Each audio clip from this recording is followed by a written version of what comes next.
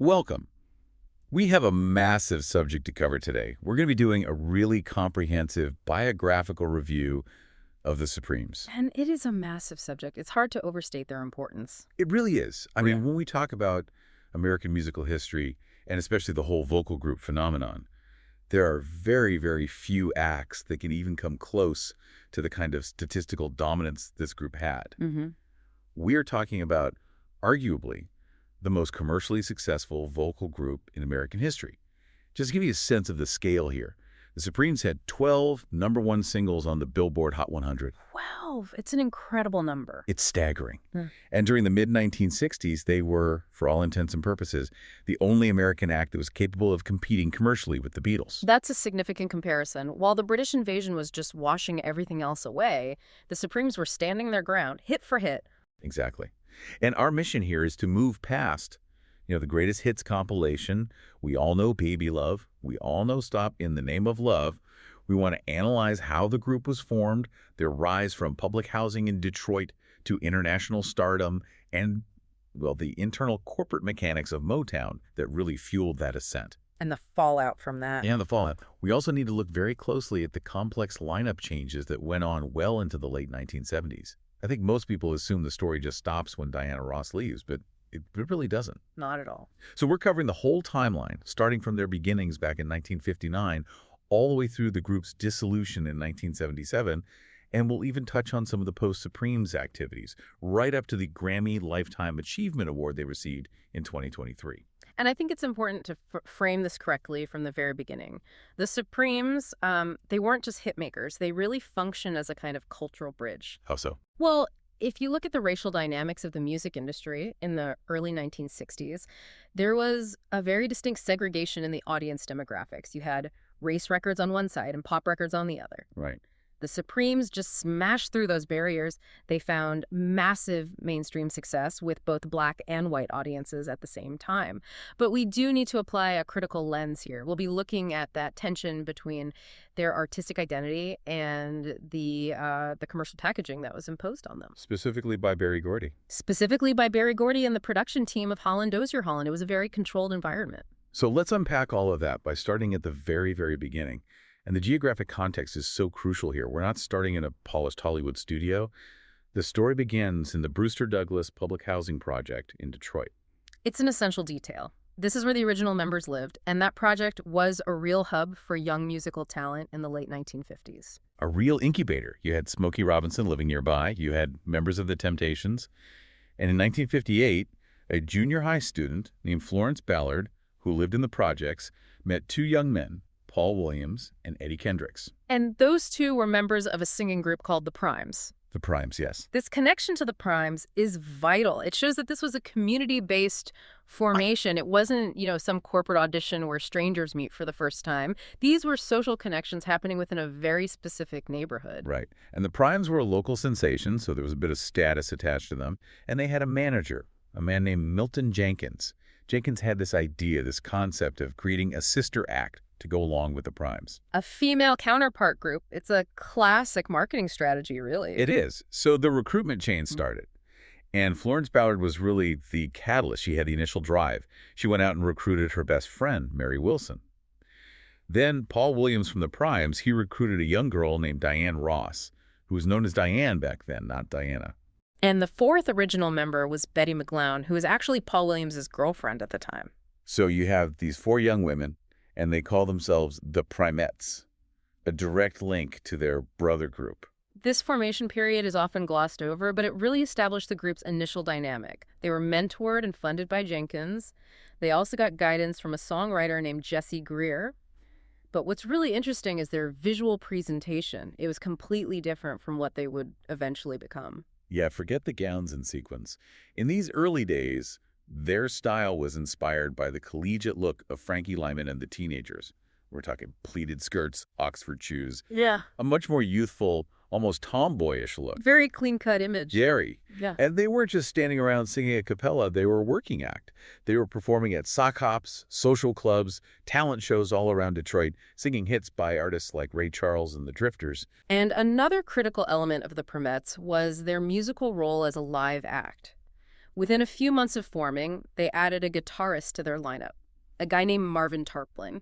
Which was a huge advantage. It was a strategic differentiator. It meant they could sing live at all their engagements. A lot of other aspiring acts in Detroit at the time, they had to lip sync to records because they didn't have any instrumental accompaniment. So having Tarplin meant they had control. They could set their own tempo, they could arrange the songs their way, and they could perform anywhere, even if there wasn't a fancy sound system. It showed a level of professionalism and determination right from the start. And that determination led them to aggressively chase a recording contract. In 1960, they won the Windsor-Detroit International Freedom Festival Talent Contest. And that victory really set their sights on making a record. This is where Diana, or Diane Ross, makes a crucial move. Yes. She asked her old neighbor, Smokey Robinson, who was, of course, the lead singer of the Miracles and a rising star at Motown, to help them get an audition. Now, this whole interaction is fascinating because it shows you how ruthless the business could be, even at that level. The Smokey Robinson connection is such an interesting little nuance in their history. Robinson agreed to help them, but his interest was a bit skewed. Skewed's a good word for it. He liked the group, sure, but he was far more interested in their guitarist, Marvin Tarplin. You wanted to poach him? He did. And with the Primates' permission, Robinson actually hired Tarplin away from them to play for his own group, the Miracles. So, in a way, they traded their guitarist for a shot at auditioning for the boss, Berry Gordy. A tough trade, but they got the audition. Robinson arranged for the Primates to sing a cappella for Berry Gordy himself. The result, though, was not what they were hoping for. Not at all. Gordy rejected them. Flat out. He felt they were too young, too inexperienced. His specific advice was for them to go back and finish high school. He didn't hear a hit record. He just saw kids. Which demonstrates that Motown was not initially convinced of their potential. It wasn't love at first sight by any means. Gordy was building a business, and he didn't really have time to babysit teenagers who hadn't graduated yet. Definitely not. But they were undaunted. Later that year, in 1960, they decided to bypass Motown for a moment.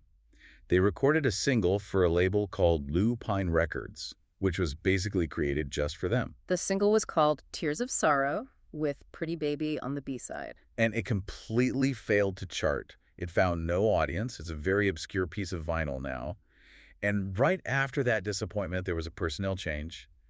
Betty McGlowan left the group. She left to get married, and her replacement was a singer named Barbara Martin. Right. So this brings us to that transition period from the Primates to the Supremes. Despite that initial rejection from Gordy, the group showed this incredible persistence. They didn't just go home and do their homework like he told them to. No, they essentially set up camp at Hitsville, USA, the Motown studio. They did. They would show up every single day after school, offering to do anything. They would contribute hand claps, background vocals for other Motown artists like Marvin Gaye and Mary Wells. They just made themselves indispensable as utility players. If you needed a sound, you called the girls. They were just determined to be seen, to be part of the system. And it worked. Finally, in January 1961, Berry Gordy relented. He agreed to sign them to his label. But there was a condition. He demanded they change their name. The Primates' name was tied to the Primes, and the Primes had by then merged with another group to become the Temptations. So the name was obsolete. Gordy didn't want anything that sounded derivative. And this renaming process is very symbolic of the corporate control Gordy would exert over them. He didn't ask them to brainstorm a new name. He provided a list of pre-approved names for them to choose from. It's incredible. The list included names like the Darlenes, the Sweet Peas, the Melodies, and the Royal Tones. Not exactly inspiring choices. No. And Florence Ballard was the one who selected the Supremes from that list. It's interesting to note that Ross, Diane Ross, she initially didn't like the name. She thought it sounded too masculine, that there weren't female Supremes. But Florence's choice stuck. And soon after they signed, the group contracted again. In the spring of 1962, Barbara Martin left to start a family. And this is the moment. This is when the quartet becomes the iconic trio that history recognizes. Diana Ross, Florence Ballard, and Mary Wilson. But signing the contract didn't mean instant success. In fact, it was quite the opposite. It was a long, hard slog. Between 1961 and 1963, the Supremes released 6 singles. Songs like I Want a Guy, Buttered Popcorn, not one of them made the top 40. They developed a rather unfortunate reputation inside the Motown offices. They did. They were jokingly called the no-hit Supremes. Can you imagine walking down the hallway at your job and having everyone whisper that you're the failure of the company? The pressure must have been immense. It's worth looking at the vocal dynamics during this no-hit period because it was very different. There was no designated lead singer. That's right. All three members took turns singing lead on the records. Mary Wilson tended to sing the soft ballads. Florence Ballard had this more powerful, soulful, hard-driving voice, very similar to what, say, Etta James was doing. And Diana Ross, she gravitated towards the mainstream pop songs. And the production was mostly handled by Smokey Robinson or Berry Gordy himself. They were just experimenting, trying to find a sound that would work. They were throwing everything at the wall, and absolutely nothing was sticking. Until late 1963. The turning point finally arrived. They released a single called When the Love Light Starts Shining Through His Eyes. It reached number 23 on the Billboard Hot 100, their first charting success. And this success coincided with a major structural shift within the group. In late 1963, Berry Gordy made an executive decision. He appointed Diana Ross as the official sole lead singer. A huge decision. It fundamentally altered the group's dynamic forever.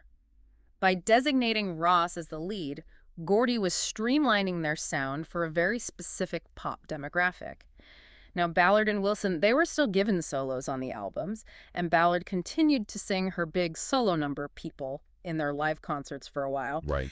But the recorded identity, the brand of the Supremes, was now anchored permanently to Ross's voice.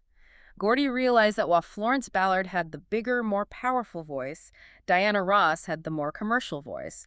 It just cut through the radio speakers in a different way. And this leads us right into their breakthrough era and that crucial partnership with the production team of Holland and Dozier Holland. The hit machine. The hit machine. Yeah. In the spring of 1964, the group recorded a song called Where Did Our Love Go? Now, the backstory on this song is just fascinating. It was originally written for the Marvelettes, who were a much bigger group at Motown at the time. And they rejected it. They thought it was too slow, too simple, childish even. So when it was brought to the Supremes, they also disliked it.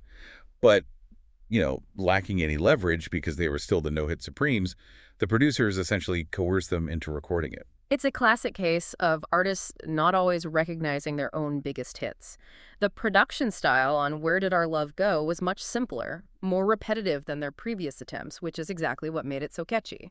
But there's a technical aspect here that really matters. There is. Holland Dozier Holland, they forced Diana Ross to sing in a lower key than she was used to. She was frustrated by this. She sang the song with this sort of flat, almost bored effect. She wasn't belting it out. She was practically just talking it. And that lack of effort, that coolness, that became the hook. In August of 1964, the group was on tour, part of the Caravan of Stars. This was a grueling bus tour with multiple acts. And while they were on the road, Where Did Our Love Go just started climbing the charts. It eventually hit number 1 in the U.S. and number 3 in the U.K. The group was apparently completely surprised and delighted. They heard it on the radio and couldn't believe it. And this kicked off a historic streak. They released 4 consecutive U.S. number 1 hits. Where Did Our Love Go, followed by Baby Love, Come See About Me, and Stop in the Name of Love. They came back in my arms again. It's just an unbelievable run. And financially, this changed everything for them. They went from being the office joke to the primary breadwinners for the entire label. The numbers are staggering. By January of 1965, their success was so significant that each member received a check for $100,000 in earnings from the previous year. Which was an astronomical sum of money at the time. To put it in perspective, they used that money to buy homes for their families. They all bought houses on the same street, effectively moving their entire families out of the housing projects in one single sweep. An incredible transformation. But we have to talk about the image. You mentioned earlier they were a cultural bridge. A huge part of that was this combination of the specific Motown sound with the look. And this was not accidental. This was meticulously curated. It was. It came from Maxine Powell, who ran Motown's artist development department, which was, for all intents and purposes, a finishing school. And when people hear finishing school, they think of, simple etiquette, but this was much, much deeper. Oh, Maxine Powell's influence cannot be overstated. She taught them how to walk, how to sit, how to speak. She had them practice walking while balancing books on their heads. She taught them how to exit a limousine properly so that photographers wouldn't get an unflattering angle. Incredible. Her stated goal was to prepare them to perform before kings and queens. The intention was to strip away any rough edges from their Detroit project upbringing and present this polished, sophisticated image that would appeal to white audiences just as much as black audiences. It was a political act, in a way. In the context of the civil rights movement, it absolutely was. She was arming them with elegance so that they could not be dismissed or stereotyped. So they completely eschewed the standard R&B look of the time. Instead, they appeared on stage in detailed makeup, high-fashion gowns, wigs, and the choreography, created by Charlie Atkins, it was so graceful and restrained. It wasn't the energetic, sweat-inducing dancing you'd see from some of their contemporaries. It was precise. It was distinct. You watched them and you saw absolute control. And this perfectly matched the vocal styling. Exactly. Diana Ross used a thin, calm voice. It was very distinct from the powerful gospel wail that was common in other female contemporaries like Aretha Franklin. A completely different school of singing. And that pop-friendly vocal style, combined with the hyper-feminine, glamorous visual presentation, is what facilitated that massive crossover success. They were non-threatening, they were universally appealing, they were the girl group you could bring home to your parents no matter what your background was. By 1965, they were legitimate international stars. They were touring the world, endorsing products. They even had their own brand of bread. Think about that. Supreme's white bread. It's the pinnacle of mainstream acceptance. It is.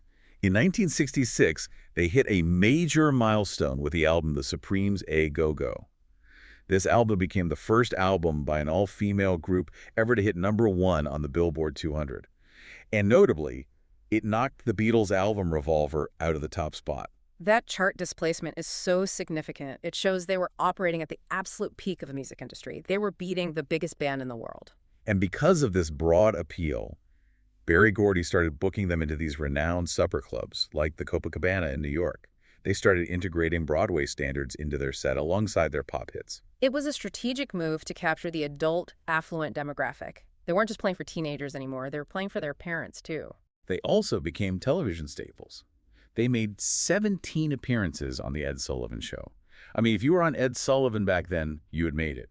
It was the premier showcase for talent in America. But behind this incredibly polished exterior, internal tensions were just boiling. By 1967, the friction was becoming undeniable. Other Motown artists were feeling it. They felt that Gordy was lavishing a disproportionate amount of attention on Diana Ross. And frankly, the other two Supremes, Florence and Mary, felt it too. And this favoritism was eventually formalized in the group's branding. In early 1967, the name was briefly changed to The Supremes with Diana Ross, and then by midsummer, it was solidified as Diana Ross and the Supremes. Now, Gordy's public explanation was that this was just business. He argued that the double billing highlighting the lead singer allowed Motown to demand much higher booking fees. And there was a precedent for this at the label. The Miracles had become Smokey Robinson and the Miracles, and Martha and the Vandellas became Martha Reeves and the Vandellas. But for Florence Ballard and Mary Wilson, this was a clear signal of their diminished status. They were being told, effectively, that they were now just backup singers in their own group. It also fueled all the rumors that Ross was being groomed for a solo career, which just contributed to the professional and personal dismantling of that original group dynamic. It created an environment of suspicion and deep resentment. And this leads us directly to the departure of Florence Ballard. And this is a truly tragic chapter in the story, but we need to look at the specifics of what happened. As became the undeniable focal point, Florence Ballard began to struggle. She was dealing with depression and with alcoholism. She started gaining weight, which became a professional issue because she could no longer comfortably fit into the custom-made stage costumes. She began missing recording dates or worse, arriving at shows too inebriated to perform properly. You have to imagine the pressure. The feeling of seeing the group she started just slipping away from her control was immense. And Motown's response was not to offer therapy or a leave of absence. Their response was to prepare a replacement. A very corporate, cold response. Gordy initially considered another singer, Barbara Randolph, but eventually in April 1967, he contacted Cindy Birdsong, who was a member of Patti LaBelle and the Bluebells. And Birdsong superficially resembled Ballard, which was important for the visual continuity of the group on stage. It's a calculated choice. So you had this very strange, very tense probation period. Cindy Birdsong was secretly traveling with the Supremes on their bus, studying their routines, while Florence Ballard was still technically in the group, trying to regain her standing. The psychological stress of that must have been unbearable. You're on tour, trying to perform, and your replacement is sitting a few feet away, literally learning your parts. Ballard did make an effort. She tried to slim down, she tried to show up on time. But the breaking point came at the Flamingo Hotel in Las Vegas on July 1st, 1967. The details of this incident are very specific, and they really illustrate the complete breakdown. When Ballard reported for makeup and wardrobe before the show, she discovered an extra set of gowns and costumes in the dressing room. Costumes that were clearly brought along for Sin Birdsong. It was the physical confirmation that she was completely expendable. Realizing she was being pushed out, Ballard performed the first show of the evening while inebriated. And during one of the dance routines, she purposely thrust her stomach forward, exposing it. It was a direct act of rebellion against that polished, thin, Maxine Powell image that Motown demanded. She was acting out. And Berry Gordy was enraged by this. He ordered her back to Detroit immediately. That very night, Cindy Birdsong took the stage for the second show. That was the switch, just like that. Ballard was permanently dismissed. Her official release from Motown was finalized in February 1968. She received a settlement of around $139,000 in royalties and earnings. But the settlement came with a very harsh stipulation. It did. Ballard was forced to reject a solo contract with Motown as part of the deal. They paid her to leave, but they also cut off her access to the hit-making machine that had made her famous in the first place. The aftermath for Florence Ballard was just devastating. She lost a lawsuit against Motown in 1971, where she claimed Gordy and Ross had conspired to force her out. She eventually sank into poverty. She was living on welfare. A stark, tragic contrast to the mansions she had bought for her family just a few years earlier. Tragically, Florence Ballard died of cardiac arrest caused by a coronary thrombosis in 1976.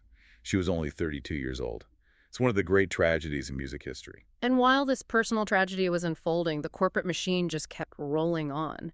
The era of Diana Ross and the Supremes, from 1967 to 1970, it marked a shift in the sound as well. Yes, because Holland Dozier Holland, the architects of their sound, they left Motown in early 1968 over royalty disputes. So the hit factory that had defined them was gone. It was. And this changed the production landscape. And here's a fact that might surprise the casual listener.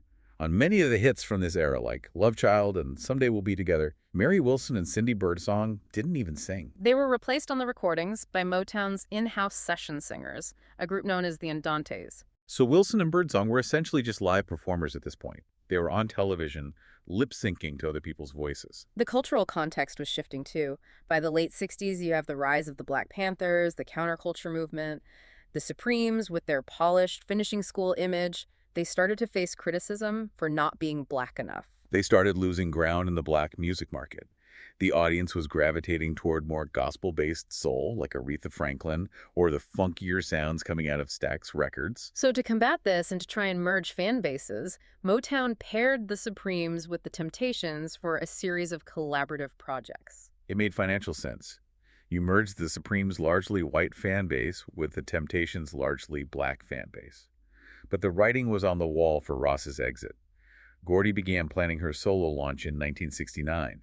He was ready to move his star to the next level. The song Someday We'll Be Together is the perfect example of this transition. It was recorded with the full intention of being Diana Ross's first solo single. But Berry Gordy wanted a final #1 record for the Supremes brand to go out on top. So he released it under the group's name. And again, neither Mary Wilson nor Cindy Birdsong sang on that record. It was all Ross and session singers. And it worked. It hit #1, becoming the final chart topper of the 1960s. It was a completely manufactured goodbye. The farewell concert for Diana Ross and the Supremes took place on January 14th, 1970 at the Frontier Hotel in Las Vegas. And at that final performance, Jean Terrell was introduced as the new lead singer. This wasn't the end of the group, just the end of the Ross era. But the transition was immediate and very rocky. According to Mary Wilson's account, right after that final show, Berry Gordy wanted to replace the brand new lead singer, Jean Terrell, with another singer, Sarita Wright. He wanted to swap her out immediately. Immediately. And Mary Wilson refused. She wanted some stability. And because Wilson stood her ground, Gordy reportedly stated that he was washing his hands of the group. He withdrew his personal attention, which had always been the driving force behind their priority status at the label. Which takes us into the 1970s, the new Supremes era. And surprisingly, despite Gordy pulling back, new lineup, Jean Terrell, Mary Wilson, and Cindy Birdsong, they found immediate success. They rebranded simply as the Supremes again. And they scored hits like Up the Ladder to the Roof, which hit the top 10, and Stone Love, which was a top 10 hit in the U.S. and went all the way to the top 3 in the U.K. Stone Love was a significant R&B hit as well. It showed that the group could evolve musically without Diana Ross. It was a message song calling for love and understanding, which fit perfectly with the early 70s ethos. But without that protective shield of Berry Gordy's personal attention, the group faced massive instability with its lineup. It just became a revolving door. It really did. Yep. Cindy Birdsong left in 1972 to start a family. She was replaced by Linda Lawrence. Then Jean Terrell left in 1973, citing a lack of promotion from the label. She was replaced by Sherry Payne. Then Linda Lawrence left, and Cindy Birdsong actually returned for a brief period. And then Birdsong left again in 1976 and was replaced by Suze Green. It was just chaotic. Fans couldn't keep track of who was even in the group from one year to the next. And you have to factor in the corporate neglect. During this time, Motown was moving its operations from Detroit to Los Angeles to focus on film projects. Specifically, film vehicles for Diana Ross, like Lady Sings the Blues. Exactly. The Supremes, as a legacy act, they just were not the priority anymore. Promotion waned significantly. They were fighting for attention on their own label. They did manage to make a shift to disco in the mid-70s with the album High Energy, and they had a hit with I'm Gonna Let My Heart Do the Walking. But the end was near. It was. In 1977, Mary Wilson, the only remaining original member, the one constant through it all, she decided to depart for a solo career. Sherry Payne and Suze Green, they considered replacing her and trying to continue, but Motown made the decision to retire the group name, since no original members remained. The farewell concert was held in London on June 12, 1977. And that marked the official end of the group's active timeline. But the legacy, and all the disputes over that legacy, continued for decades. The brand was just too valuable to simply disappear. We have to talk about Dreamgirls. The Broadway musical opens in 1981, later becomes a huge film in 2006, and it's very loosely based on the history of the Supremes. The character of Effie White is widely seen as an analog for Florence Ballard. And Mary Wilson reportedly loved the musical. She felt it told the truth of what happened. But Diana Ross was reportedly angered by it and refused to ever see it. It just brought all those old wounds right back to the surface. The group did receive immense recognition later on. They were inducted into the Rock and Roll Hall of Fame in 1988, specifically the classic lineup of Ross, Wilson, and Ballard. Which cemented their place in history regardless of all the internal strife. But those personal relationships remained fractured, and that came to a head during the proposed Return to Love reunion tour in the year 2000. This is a fascinating look at the business of nostalgia. It is. The plan was for Ross to reunite with Wilson and Cindy Birdsong for a massive stadium tour. But the financial breakdown of the negotiations really exposes the hierarchy that still existed in their minds. The promoters offered Diana Ross $15 million to do the tour. And Mary Wilson. She was offered $4 million, and Cindy Birdsong was offered less than $1 million. Wow. That disparity is what caused the whole thing to collapse. Ross did offer to double the amounts for Wilson and Birdsong from her own cut, trying to make it work. Birdsong accepted, but Mary Wilson rejected the offer. She stood on principle. She felt they were being treated as hired employees rather than as founding partners. As a result, the deal with the original members just fell through. But the tour still went ahead. It did, bizarrely. Ross toured with Sherry Payne and Linda Lawrence. And it's important to note that neither Payne nor Lawrence had ever performed with Ross during the group's history. They hadn't sung on any of the original hits they were performing. It was a very strange configuration. And the public reaction was poor. Ticket sales suffered because fans wanted the original lineup. They wanted that closure, that authenticity. The tour was canceled early after playing only half its scheduled dates. It was a public relations disaster. It showed you can't just slap a brand name on something and expect people to buy in if the authenticity isn't there. And there was also significant legal conflict over the name itself. After 1977, the brand just fragmented. You had these spin-off groups like the former Ladies of the Supremes, or FLOS, formed in 1986 by Terrell, Payne, and Lawrence. Then there was another group, Sounds of the Supremes, formed by Karen Ragland, who was a backing singer for Mary Wilson's solo work, but was never an actual member of the Supremes. And Mary Wilson actually sued for trademark infringement in 1996. She went after these other groups, but she lost. In 1999, the court ruled that Motown owned the name and had the right to allow other groups to use variations of it. That had to be a very bitter pill to swallow for her. It must have been. Recent history, of course, has seen the finality of that original lineup. Florence Ballard passed away in 1976, and Mary Wilson died in February of 2021. Which means a reunion of that classic hit-making lineup is now permanently impossible. That door is closed forever. But the accolades continue. In 2023, the Supremes received the Grammy Lifetime Achievement Award, really cementing their status once and for all. It was a final nod to their incredible impact. And if we're going to summarize their influence, you can say they paved the way for every single black girl group that followed. The 3 Degrees, In Vogue, Destiny's Child. They established the template. They established the entire template, the coordinated outfits, the graceful choreography, the lead singer dynamic. It all goes back to the Supremes. And maybe more importantly, they completely changed the dynamic of the cover song. Precisely. In the 1950s, it was very common for white artists to cover songs by black artists to achieve greater fame and sales. We saw it with Pat Boone covering Little Richard. Right. The Supremes' success completely counteracted that trend. They established black artists as the primary stars of their own material on a global scale. They didn't need anyone else to validate their music for the mainstream. They were the mainstream. It's a remarkable story of talent, persistence, and the very complicated machinery of fame. And when you look at the price that was paid, particularly in the personal relationships and the absolute tragedy of Florence Ballard, it really raises questions about the human cost of that kind of immense cultural dominance. It's a story of triumph and tragedy, really, in equal measure. Thanks for listening.